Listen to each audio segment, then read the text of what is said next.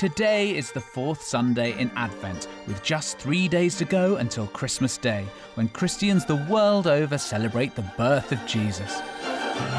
It's an event right at the heart of the Christian faith, but over the centuries it's been marked in very different ways. I'm Gareth Malone. And I'm Karen Gibson. And together we'll be unwrapping the stories behind some of Britain's Christmas traditions to see how they shape the way we celebrate today. And because we're both passionate about music, we'll also be celebrating what ordinary Britons have been singing during this special season, sometimes for hundreds of years.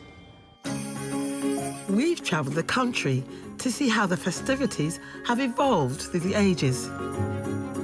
So far, we've explored traditions from Roman times up to the Civil War. And now we're looking at those customs that shape our modern Christmas, from the 17th century to the present day. I'll discover the impact of some big moments, political and social, from Canterbury's plum pudding riots to the publication of a book that changed Christmas forever. I can see Scrooge? You can see Scrooge, well spotted. Bar humbug. And after I've been introduced to the little-known tradition of pub carolling, the Archbishop of Canterbury, Justin Welby, shares what the season means to him. Christmas is party time. The skies are lit up with light and song. I'll find out how the British invention of the Christmas cards spread around the country before going global. The impact on the workers was really huge, and you were still getting deliveries on Christmas Day. Really? Yeah. As well as unpacking some of the newest of our Christmas traditions. And because music is so central to both our Christmases, we bring our two choirs together for a twist on a classic carol. In history, legend and song, This is Britain's Christmas story.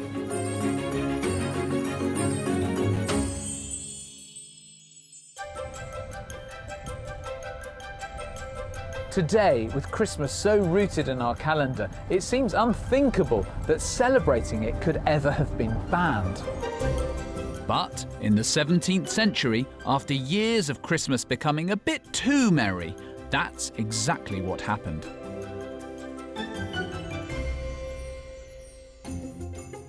First in Scotland, and then a few years later in England, Parliament put a stop to what it called the superstitious observance of days. Fueled by the belief that the religious meaning of this holy day had been lost. During the Civil Wars, the country was divided between those who supported the strict religious views of the new Puritan regime and those who longed for the good old days of Christmas to return. When the ban was first enforced in 1647, one rebellious city refused to give up their festivities. The people of Canterbury were not going to let go of Christmas without a fight. And I want to know why. On the once turbulent streets of the city, I'm joined by author Richard Taylor. Richard, the people of Canterbury really expressed their displeasure about not being able to celebrate Christmas, didn't they? They certainly did. So it's the first Christmas day in England on which Christmas is not allowed to be celebrated. And the authorities here in Canterbury were determined to enforce the ban, which meant this was a day like any other. Churches were closed and shops were meant to be open. And when one shopkeeper refused to open his shop, they threw him in the stocks, and that became the flashpoint for a riot. Scuffles broke out, the mayor was dragged through the gutter, and then they committed the ultimate act of rebellion. They started a game of football. Football doesn't sound like the ultimate act of rebellion to me. It sounds quite genteel. Well, football on any other day would have been fine. But on Christmas Day, the Puritans didn't want it. So playing football was itself an act of rebellion. Is that because that was seen as a leisure activity and they wanted everyone to go back to work and carry on as normal? Exactly. No games on Christmas Day, nothing special on Christmas Day at all. But it wasn't football as we understand it today, with a pitch and goalposts. This was a game that basically involved kicking a ball up and down the town with a huge crowd of people chasing it. And when they ran past houses like this one, if it belonged to a Puritan, they would be smashing the windows. It was a riot by another name. Exactly, it was a full-scale old-fashioned riot, and riots were breaking out in Bury St Edmunds, Norwich, Ipswich, Maidstone, all over the place, and they became known to history as the plum pudding riots. Why? Because plum pudding was one of the dishes that people used to eat to celebrate Christmas Day. It was what we now call Christmas pudding, but the Puritans had banned that too, so hence plum pudding riots. Well, I can understand why people were angry. You can touch anything, but you can't stop us eating pudding. Absolutely, no Christmas pudding? It's outrageous. The rioting carried on over several days. So what was it that people were missing? Well, it's a beautiful day today, but this time of year it's ordinarily dark and cold and it's miserable, and Lord knows we need something to cheer us up, and a party and a bit of plum pudding is just the ticket. But what about the religious aspect of this? Were people aggrieved at not having a celebration of that wonderful story? Well, it is a wonderful story because it's about home, even when home is just some grotty stable. It's about new birth and new hope. It's about kings and shepherds and high and low and being there for everybody. And people do have a particular love of that story, I think. But if you want to see what happens if you do ban Christmas, actually, you've only got to look as far as Scotland. In Scotland, you see, Christmas was banned at an earlier date and it lasted much longer. And actually, Christmas was not a public holiday in Scotland until 1971. 1971? 1971. And as a consequence, the Scots focused on their New Year's Eve celebrations. And that's why you have Scottish Hogmanay being this fantastic festival that it now is, because they weren't celebrating Christmas. That's why my Scottish father always gets excited about New Year and really couldn't be bothered about Christmas. Exactly. But Christmas had many defenders, and look at this. This is a copy of a pamphlet from about that time. These were flying around like social media posts, the equivalent of, and look at it. It says, "The Vindication of Christmas." And down here you've got an image that's very telling. In the middle, you've got a character saying, "Oh sir, I bring good cheer," and he is called Old Christmas. And on the left, you've got a soldier saying, "Keep out, you come not here." And on the right, you've got an ordinary person saying, "Old Christmas, welcome, do not fear." But this character in the middle, does he remind you of anyone? Well, he's called Old Christmas and he has a long beard and a cloak. He looks a lot like Father Christmas. Very reminiscent of Father Christmas. He's not quite Father Christmas yet, but you can see... A prototype. Exactly. He's a prototype Santa here in the 17th century. It certainly shows the strength of feeling if people were going to the lengths to print one of these. Absolute passion. They wanted their Christmas back. But outside the cities, the ban on Christmas was harder to police. And it was often in villages, taverns, and places like this historic farmyard in Wiltshire that people could more easily risk celebrating. Musician Tamsin Lewis has studied how the music of the time reveals what people felt about having Christmas taken away. Tamsin, I'm a big fan of Christmas. I'd like to think I'd have got round the ban. How did people manage it? Out in the countryside, people carried on celebrating quietly. Soldiers couldn't see everything that went on. And here, people could feast. It might be simple. They would still go to church, they would still sing, dance, and have the good time they had had for centuries. The words of songs from the period suggest the ban on Christmas was widely mocked. And the ancient West Country tradition of wassailing, when singers would sing door to door in exchange for gifts, didn't just survive, but flouted the crackdown. Wassail, wassail, jolly, jolly wassail. Tamsin's helped put together a group of singers and musicians to show me how wassailers of the day made their point.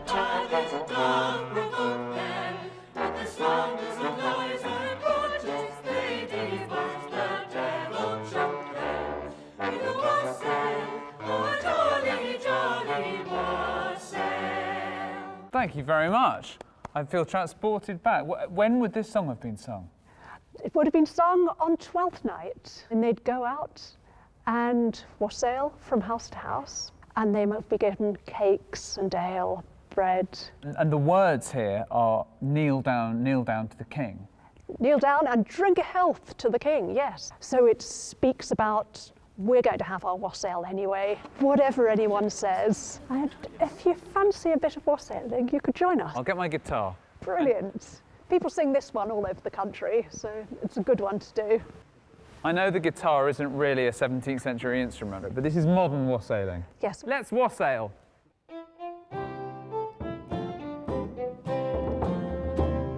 Here we come a-wassailing among the leaves so green, and here we come a-wandering so fair to be seen. Love and joy come to you, and to you your wassail too, and God bless you and send you a happy new year.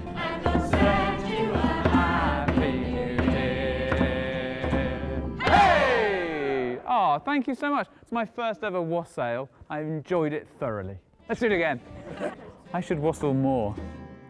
And wassailers like Robin Burton are certainly doing their bit to make sure this old custom carries on today. Robin, why do you go out wassailing? Because it's a lot of fun.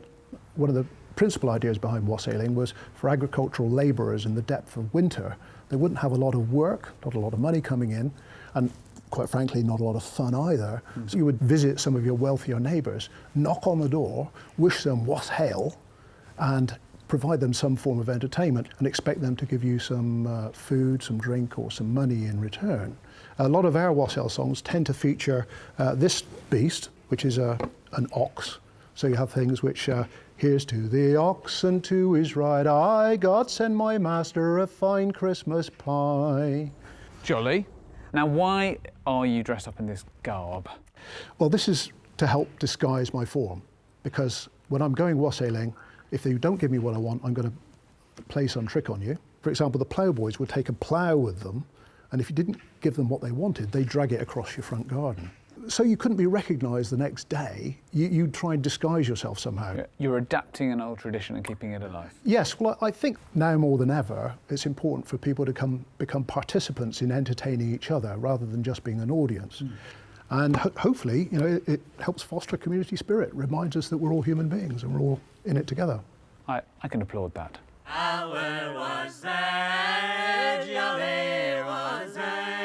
Honestly, before today, the only time I'd ever seen wassailing was in a book of carols, and I didn't really understand the history of it. There's something very human, isn't there, about wanting to have fun and celebrate together. And there's a sort of sense of just sort of sticking it to Parliament. They didn't want to abide by the rules of this person from London, miles away. They wanted to live the life that they'd led up till now because it made sense out here. It was an agricultural society. They had nothing to do in the cold winter months but celebrate and come together, and they did that through song. And I don't think they were ever going to be successful in trying to stop people from doing that. They need a song. They need Christmas. Joy come to our jolly wassail.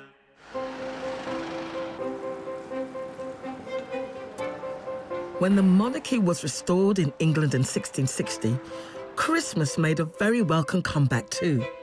Although in practice, it never again hit quite the same highs or lavish splendour as it had enjoyed in Tudor times. By the late 18th century, though Christmas was still a firm fixture in the calendar, more of us were moving away from the countryside towards the towns and cities. And the old Christmas, with its 12 days of feasting, no longer had quite the same appeal for a growing urban population. In 1833, Parliament passed the Factories Act, making Christmas Day and Good Friday the only officially recognised holidays in England. But the desire to mark the season of Christ's birth never completely went away. And as the Industrial Revolution brought a new wealth to the country, along came with it new innovative ideas that transformed the way we celebrate Christmas, including one that started right here in Britain, but went on to become common right across the world. I've come to the Postal Museum in London to find out about an invention that, after its first appearance in 1843, became one of Christmas's defining traditions. The curator here is Joanna Espin. Joanna. Hi. I think you've got something very special to show me. What do we have here?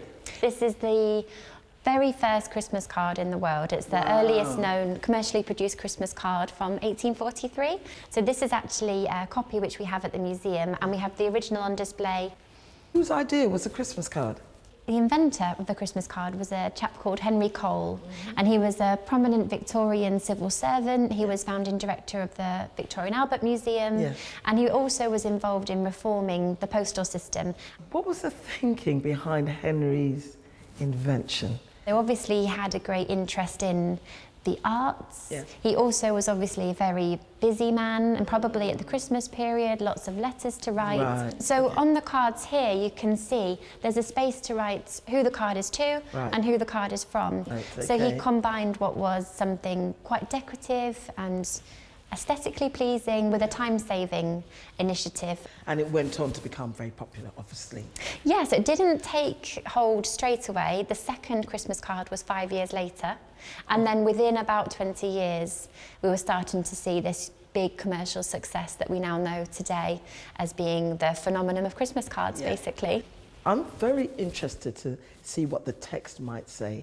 Was it very Christmassy? Was it linked to the Christian faith at all? What would they say in them? On the very first card, printed on the front is a Merry Christmas and a Happy New Year to you. Wonderful.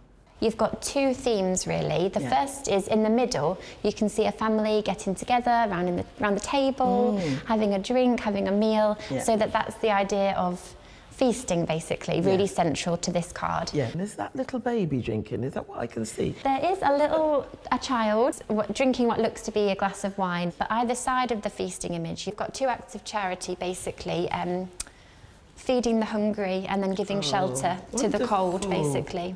Oh, fantastic. What's different about these cards compared to today is you see lots of spring flowers. It's not something you would expect to see on Christmas cards today.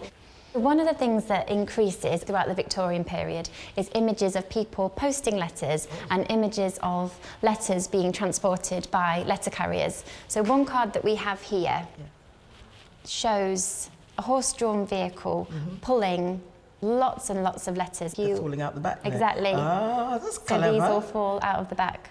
I love that. So Christmas is really now becoming very popular and beginning to take off.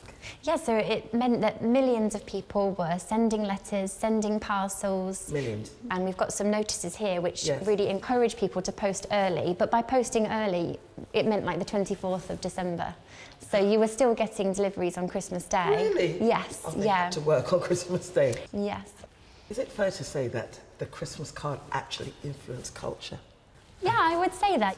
Christmas cards almost showed you how to do Christmas and then reflected back to people what they were doing at Christmas. I think it's fascinating that the Christmas card was invented as a way of cutting down the time it took to write a full-length greeting to your loved ones at Christmas. In fact, nothing's changed, really. There's still that mad dash to get the greetings out. But what has changed is a method now. Nowadays, of course, we're more likely to send a quick text message or post on social media to let people know that you're thinking of them.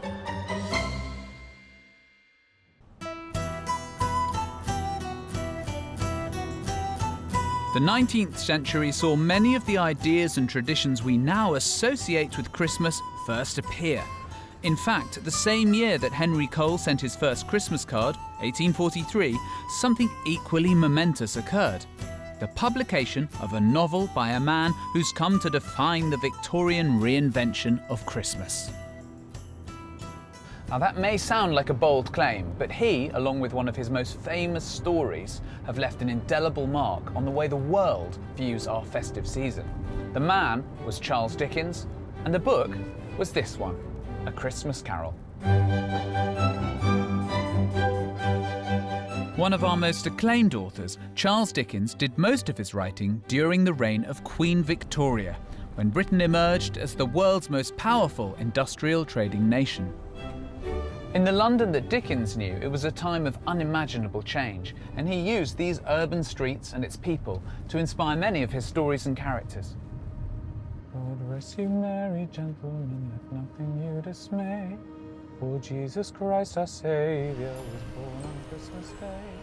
I've come to Dickens's London home to learn more about how A Christmas Carol transformed Christmas in Britain. Someone who knows this museum well is historian Kate Williams.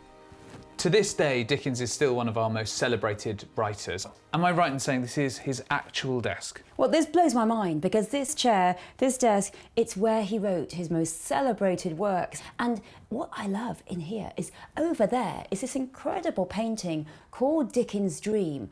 And there's Dickens in his chair. This is the same chair and the same desk. The same desk, isn't it fantastic? And over him are all the characters in his books. There's Oliver Twist, there's Doomby and Son. I can see Scrooge. You can see Scrooge, well spotted. There with his little... So Scrooge is there with his bed hat on. Ebenezer Scrooge had the expression bar humbug. Did Dickens coin that himself?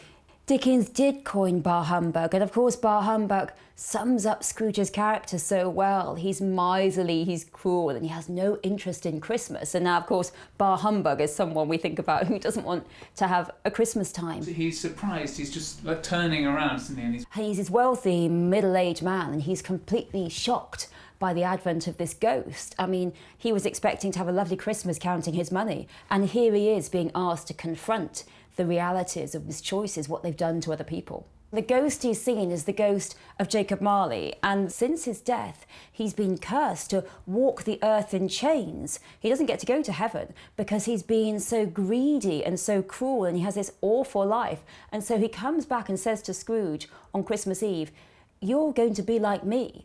And Scrooge realises he's got to change. He's got to bring in charity to those around him. And so there is a chance of redemption. And that, I think, was an incredibly inviting message to the Victorians. You may have made mistakes, but you can change.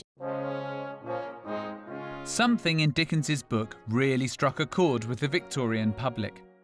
In the author's family drawing room, I'm joining curator Louisa Price. Louisa, presumably this is where the Dickens family would have celebrated Christmas. Yeah, absolutely. When Dickens moved here, you know, he had a young family, but he really went to town at Christmas. And we know from the reminiscences of his children that Dickens looked forward to Christmas with eagerness and delight. Just how popular was The Christmas Carol when it first came out? The first edition of the Carol, which came out on the 19th of December, sold out a day before Christmas. That's a bestseller. Yes, the book was very well received. It got lots of good critical reviews, but also people really loved it. And one element of it is actually to do with its lovely size and its lovely design. Just made it a perfect little gift at Christmas time. And Dickens was really particular about the look of this book. He wanted this brown salmon cloth covering, the gilt detailing on the spine here, and also he was very particular about these beautiful colour illustrations by John Leech. May I have a look? Yep. Oh, that's exciting. So how old is this now? 100 and... That book is 176 years old. Wow, that's really amazing. And I said, oh look, there, indeed, somebody's given it as a gift. Yeah. New Year's Day, 1844. Wow. So this is one of the ultimate gifts books of A Christmas Carol because it's given by Dickens to one of his good friends. This very one? Yeah, so there is his elaborate signature. This is Dickens' signature? Yeah. Oh, this is so exciting. A Christmas Carol in prose being a ghost story of Christmas. Oh yes, look at that. Marley's ghost. Oh, this one's lovely, The Last of the Spirits. Oh, that's great. And there's some lovely pencil drawings as well. Oh, and is that him with Cratchit? That's right. So that's Scrooge redeemed, celebrating. Yeah. So the last line is the very famous one. And so, as Tiny Tim observed, God bless us, everyone. I don't feel qualified to be holding this. What a special object. It's quite hard to get your head around the idea that this little book had such an impact, one that still felt today. So what was it that Dickens did in this book that chimed so well with Victorian society? Victorians, they're very practical people, they're very fond of doing, and the idea of Christian charity is completely key to the book. To him, how a society treats its children is completely indicative of its moral worth, and he was shocked by poverty, by children in the workhouse. He has all these wonderful child characters, and Christmas is about the birth of a child. And in A Christmas Carol, Tiny Tim is really a very Christ-like figure. So you're reminded through Tiny Tim that Christmas is a story about childhood innocence. I've heard it said that Dickens invented Christmas as we know it. Would you say that, is that too strong? I don't think it is too strong. I think that A Christmas Carol really gives us these Christmas traditions. It's amazing, really, to think that Merry Christmas wasn't said, really, before Dickens. That's amazing. And now, yeah, we say it all the time. All the time. Merry Christmas. Yeah. Also, another thing is that the Christmas meal, there had been a Christmas meal, but it was usually beef or perhaps a goose. And now you have Scrooge giving the Cratchits a turkey. And that's where that started? That becomes the Christmas meal. Oh, wow, I've never understood. I've always thought goose was nicer, but there we are. And so we can blame Dickens for that. A Christmas Carol really embedded itself in the Victorian imagination. I mean, it's amazing to think that when Dickens died in 1870, people were genuinely concerned that there would be no more Christmas. He's become Mr. Christmas. He is Mr. Christmas. Dickens was a bit of a genius in bringing together everything that people wanted from Christmas at the right moment with the right story. He also coined the phrase Merry Christmas. I mean, I had no idea.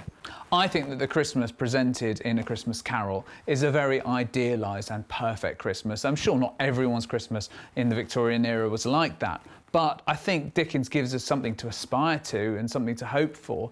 And he gives us a story that's about hope and redemption, and I think that's really important at Christmas time.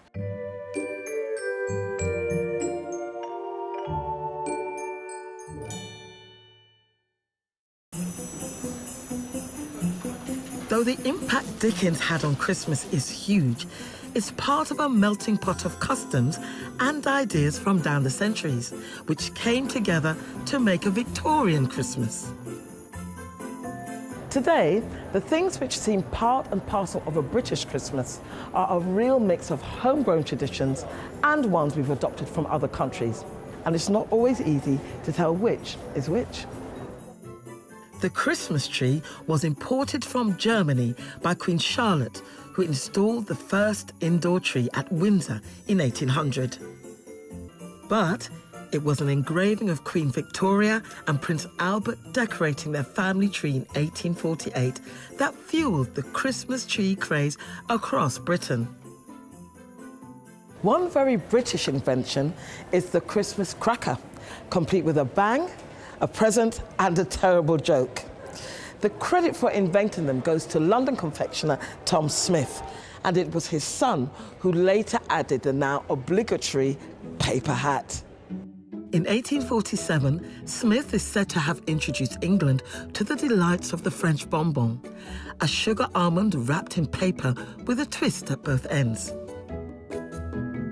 To boost sales, Smith added a love motto before replacing the bonbon with a gift, and in 1860 adding the exploding crack that was to give the cracker its name.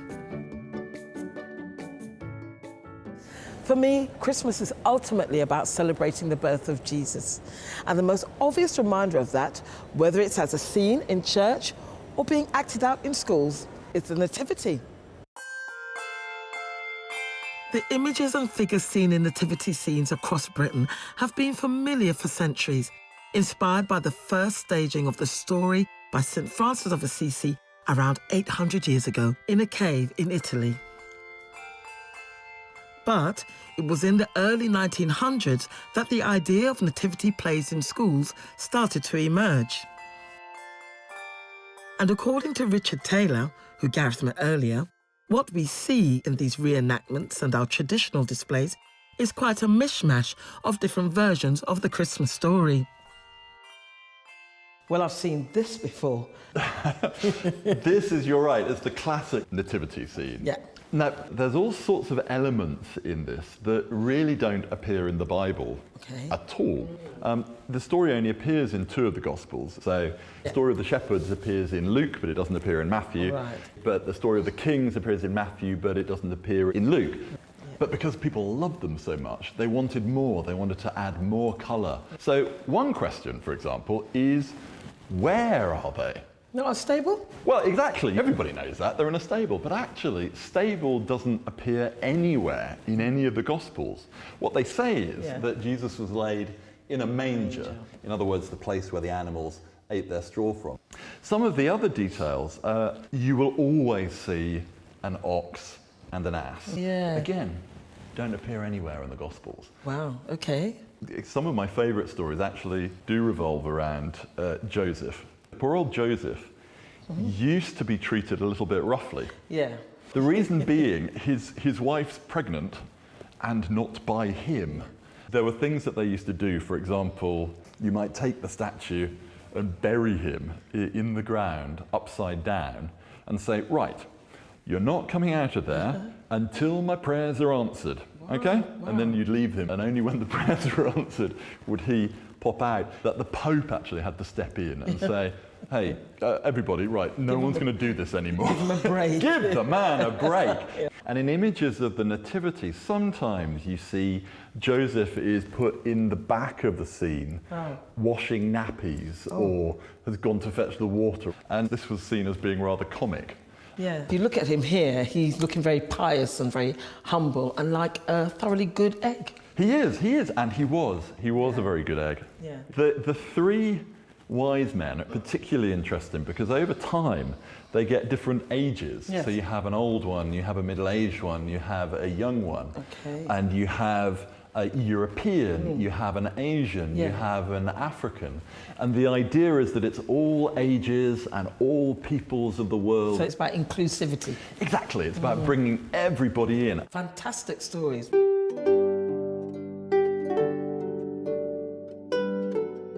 I found out some things about the representation of the nativity story that to some might seem as if there's been some license. But actually, I kind of like what I heard. I think I love the inclusivity.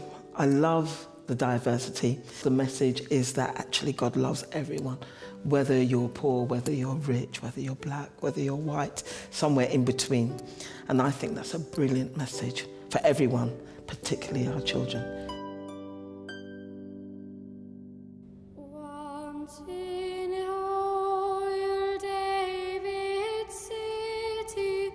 I'm sure I'm not alone in thinking that crucial to any nativity service is a carol. But while that may conjure up images of an angelic chorister singing the opening lines of Once in Royal David City, carol singing hasn't always been so formal.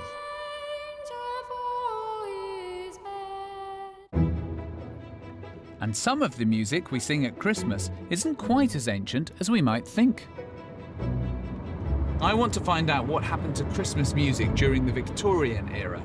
I'm keen to understand why some carols ended up firmly inside the church, whilst others were sung in less formal settings like the street or even in the pub.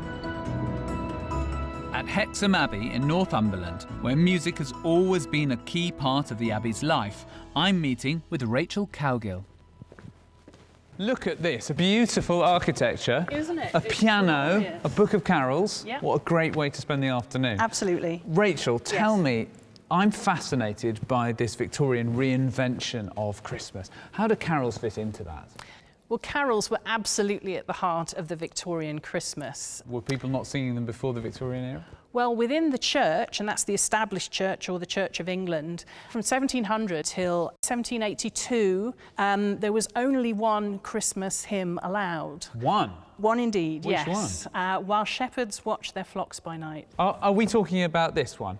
While shepherds watch their flocks by night. That tune.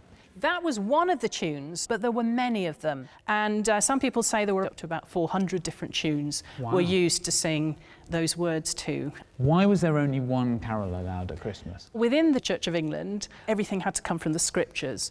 So while shepherds watch their flocks by night was allowed because it's a paraphrase of the Gospel of Luke. It starts off with a very sort of pastoral image that would have been meaningful for many rural communities across Britain. And then you get the divine entering, and then the whole thing builds to ecstatic, glorious conclusion. Always really appealed to me when I was a child. So as you go into the 19th century, we start to get new hymns being written. We get Once in Royal David City, which is that iconic Christmas carol. Well, this is the beginning of Christmas for everyone, isn't it?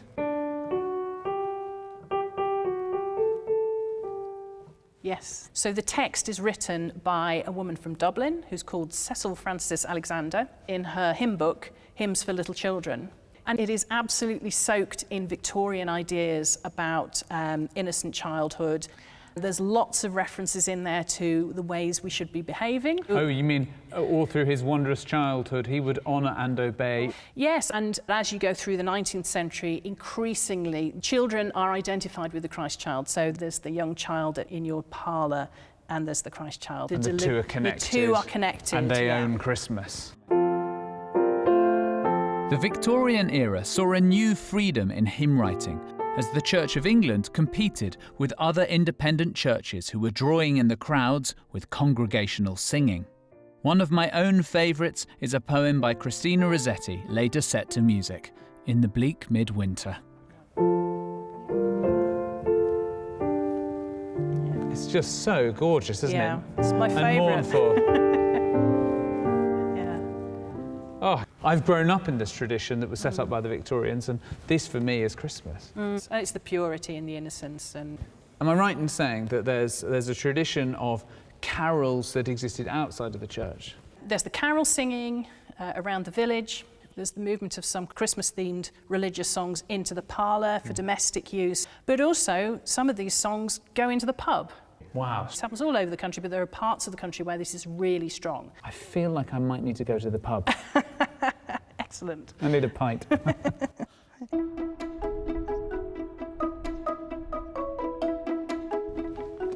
Pub carolling, what a brilliant idea. It's not something I'd ever really heard of before. It has to be one of Britain's least known festive traditions.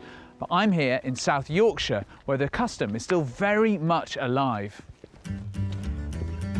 I'm looking forward to meeting award-winning singer-songwriter and local Kate Rusby. Kate, I'm ashamed to say this is my first ever experience of pub carolling, but you're very familiar with this, aren't you? Very familiar. So I've been brought up with it. Both my mum and dad have been going to the sings since they were young, and I would sit with the other kids like in the tap room with colouring pencils and sounds, but so we didn't actually sit down and learn the songs. They were just always coming in. Yeah. Set the scene for me. What's a pub sing look like? Oh, you will be crammed in, shoulder to shoulder, and if you want a drink, you've got to pass your money, get your money out of your pocket, pass it along the heads, and hopefully you might get half a pint left in your glass when it comes back. But as soon as the first chords are played for a song, everybody's like to full attention, and everybody kind of drops into their own parts, you know, that they've learnt from being young. So a sense of community and fun and passion. Yeah, it is really. I'm going to have to take this back to London. Do it. Do it. Kate has brought together husband and guitarist Damien, mum Anne and dad Steve to run me through some old favourites and one of her latest songs. Hello. Hello. I see you've got your family. Yes, here they are, yes. The Von Trapps of the North. Now, I know that there are many versions of While Shepherds Watch Their Flocks by Night. How many do you know, Kate? So I think I've recorded 6 now, but I think there's over 30 sung in the pubs, isn't there? Something like that. Well, can you sing me one and I'll see if I know it? Right, so my all-time favourite is one called Sweet Bells that has a chorus, you know, that even people that don't know the song at all can pile into. So come on, Dad, sing us that one. While shepherds watch their flocks by night, all seated on the ground, the angel of the Lord came down, and glory shone around. Sweet bells, sweet chiming Christmas bells, sweet bells, sweet chiming Christmas bells, they cheer us on our heavenly way, sweet chiming bells. And this one is to the tune of An Ilkley Mobar Tap. That goes, if you'll just give me the notes. While shepherds watch their flocks by night, all seated on the ground, the angel of the Lord came down, the angel of the Lord came down, and glory shone around, and glory shone around, and glory shone around. Very nice. Yeah. I like that one. How do you hold them all in your head? People go for it, you know what I mean? They hear an harmony in their head, and they might not get there. But it don't matter. The carol that they're actually singing at that time, they can't, it's not in their range or it's, you know, a different pitch, then they make it up. The pub is a slightly more forgiving place than the cathedral. Let's be... Is this a tradition you're proud of? Oh, I'm so proud of it, absolutely. In fact, so proud that now we've taken it out on tour now because they're kind of lost to the rest of the country. So now we go back to some towns and play them. And to hear the audience singing back our South Yorkshire carols to us is like, oh, this is just amazing. I've come all this way, Kate. Sing me another song. What are you going to sing? We are going to do a bit of a song called Christmas is Merry, which is actually from the Cornish tradition, which is very similar to ours that we have in pubs here. What's it about? Well, it kind of sums up Christmas, really. You know, it tells of the birth of Jesus and the shepherds, but then it's also about going home again to celebrate the rest of Christmas as a family. It's going to make me cry. Well, hopefully.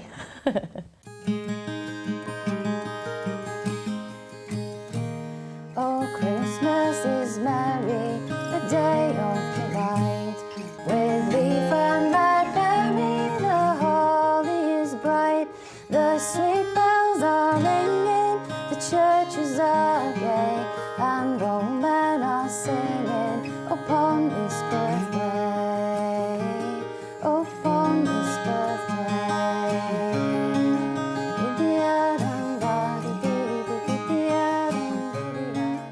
Honestly, I could have been sat in my own house with people sitting around singing songs and teaching harmonies, and I think that's a wonderful thing at Christmas. I think what really strikes me is that they're very domestic and small and intimate.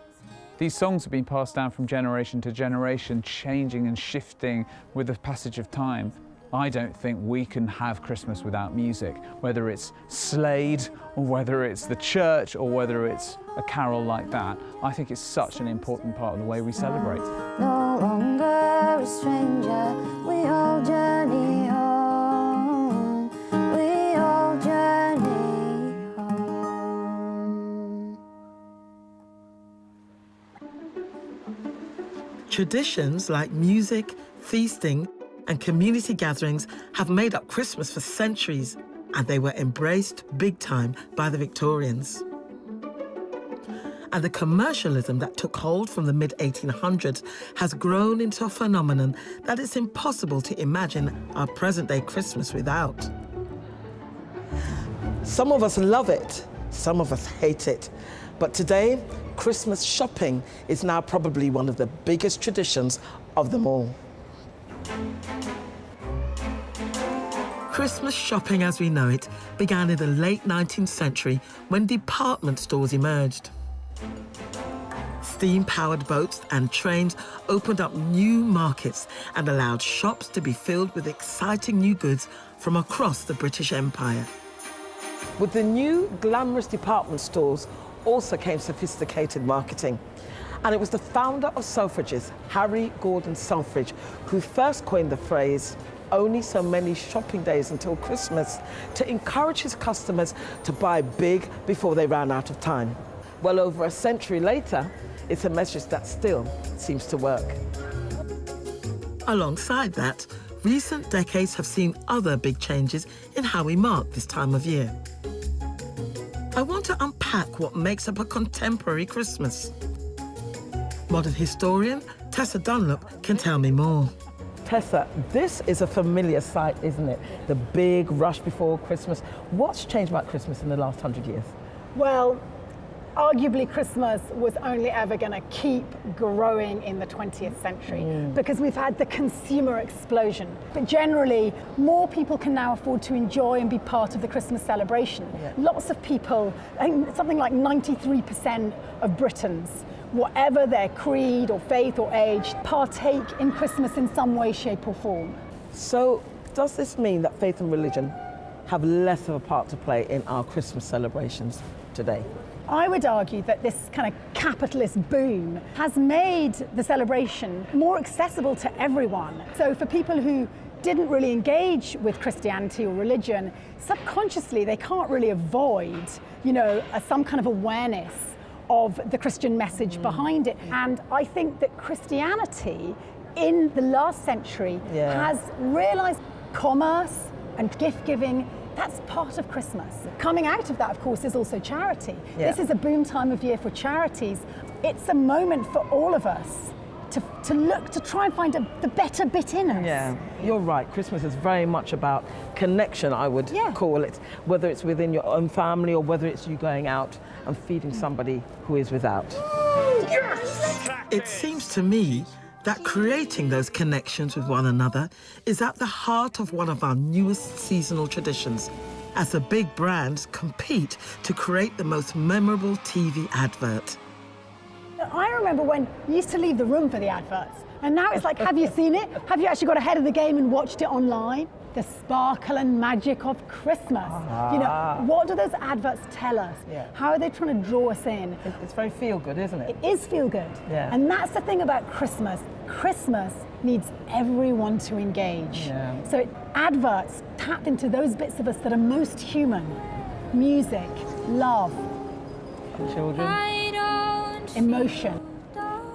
It's also a chance for all of us to look back, because childhood is so central It now is, to the yeah. Christian message. There's something reassuring about nostalgia. There is. It reroutes us. It reminds us of where we've come from. I really do like that thought about children being central to the message of Christmas. And it's certainly not just for children. No. All adults are big kids as well. Well, yes. Yeah, I want to go on that train that keeps rumbling past. Yeah, it really looks like a lot of fun, doesn't it?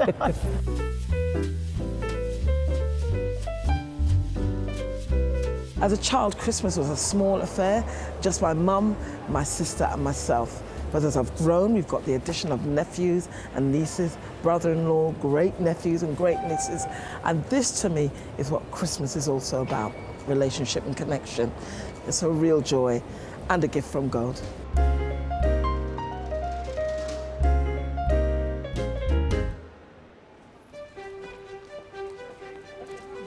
Our modern festivities may sometimes seem at odds with the original meaning of Christmas, and I'm sure the Puritans would have had plenty to say about the extravagances that have crept back in.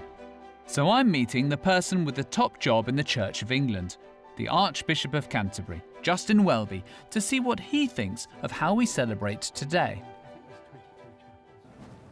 I've never spoken to an archbishop before about Christmas. And you're a family man, a father and a grandfather, I believe. And is it a big family occasion for you? It's an enormous family occasion. The entire family descends on us, and everyone charges around manically, sorting out the last bits of Christmas, and we all rush into the kitchen and cut things up. Just like everyone else's It's Christmas. just like everyone else's. Wrapping at the last minute. And I go off to do a midnight mass, not in here, but in a parish somewhere. And I get back at 1 o'clock, and I usually find my wife and her sister still wrapping away. I'm so glad it's not just me. But this is the cathedral where you spend Christmas. Christmas morning, I'll tend to go off and spend some time with people who are having a rough time over Christmas. And then come back here at 11 o'clock, there's an enormous service with trumpets and wonderful singing. And there's such a sense of excitement at the fact that God came to live among us, not in triumph and glory, but as a baby in a manger, totally vulnerable, totally unknown to most people. It's a story that so many people can relate to. I had a baby earlier, well, I had help, my wife had a baby earlier this year, and it's such a powerful experience. You do feel that something miraculous is happening in front of you. Something ultimately miraculous happens with Christmas. The first people involved with it are shepherds, the outcasts, the bad guys. And they're the people to whom the angels come. Mm. It's a story of miracle and of saying God reaches out to everyone. Is that connection with people in difficulty very important to you at Christmas? Because it could all just become about the grandeur and the tinsel. It's totally essential. I grew up in a family that was divided and with divorce and all kinds of complexities. And I remember, particularly in my teenage years, Christmases with no Christmas. And it's a reminder that Jesus does not come to the glory and the pomp and the comfort. Mm.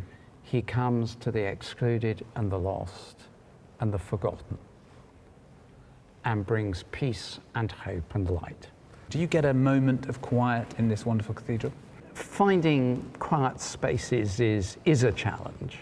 At Christmas, even when the family's there, I slip quietly away. To come in here late at night, when the only light is from the floodlights outside, is awesome. What a perk of the job that is. It is. I've got a key. And you brought me here. Why this particular spot?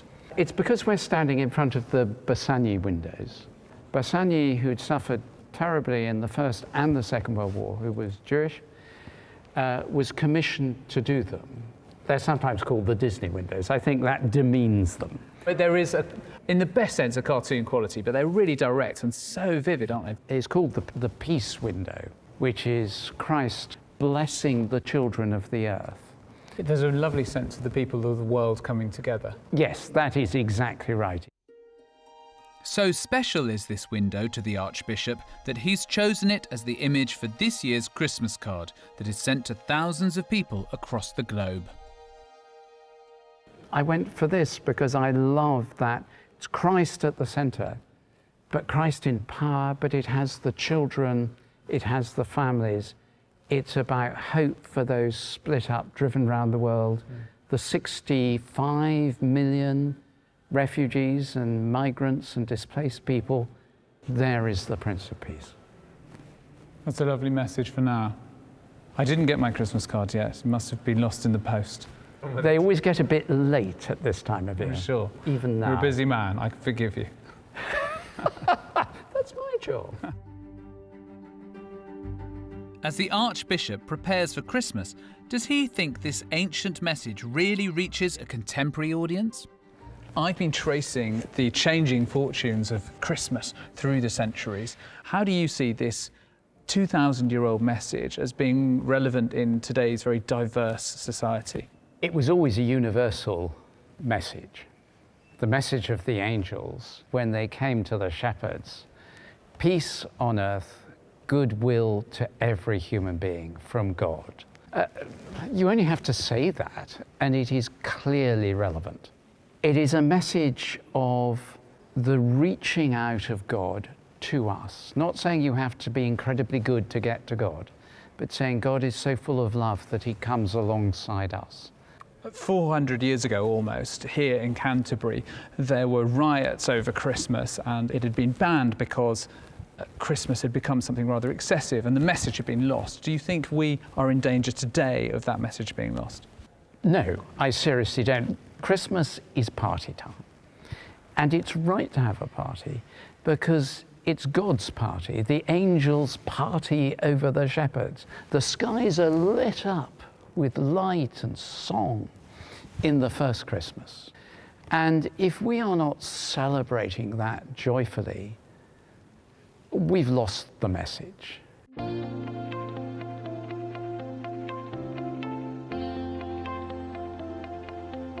It's never been more clear to me what Christmas is really about than when I was talking to the Archbishop of Canterbury. I just thought he put it very simply, that this is a message of hope and light and of peace, a message that we actually do need in a world that is full of trouble. And that whole message is wrapped up in the birth of a baby. I mean, what could be more symbolic than the birth of a baby and a baby that's come to give that hope? I thought that was really powerful. That really touched me, actually, the way he said that. From what the Archbishop said, he doesn't see that the message of Christmas has changed. Yes, the way that we've celebrated it has changed. Sometimes it's been banned, sometimes it's been very grand. But the simple message of one of peace and goodwill to men remains the same for the last 2,000 years. And however that message has been celebrated in Britain, it's really clear that, one way or another, music has always been at the heart of it. I'm delighted that carol singing is an essential part of our Christmas story, whether it's in the pub or in the church. And so at the end of our journey, we've come together in the City of London to celebrate in song, in this beautiful venue, St Stephen Walbrook.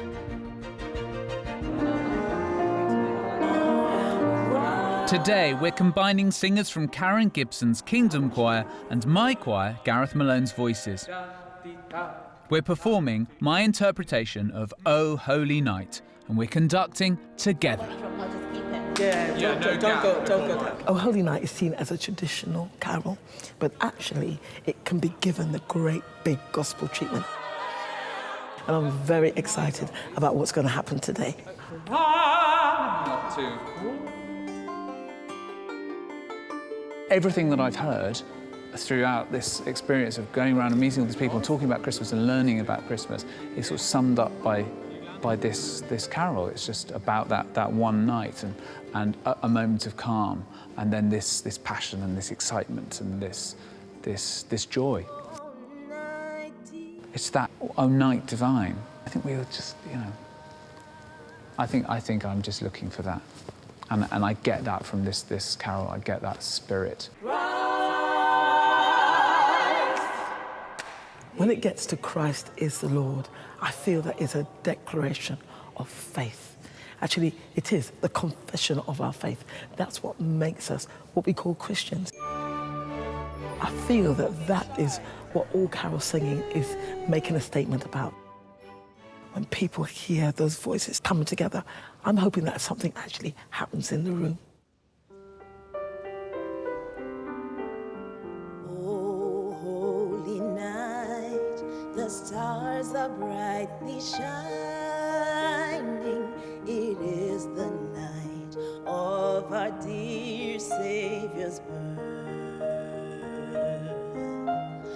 Long lay the world in sin and error pining, till he appears and the soul felt its worth.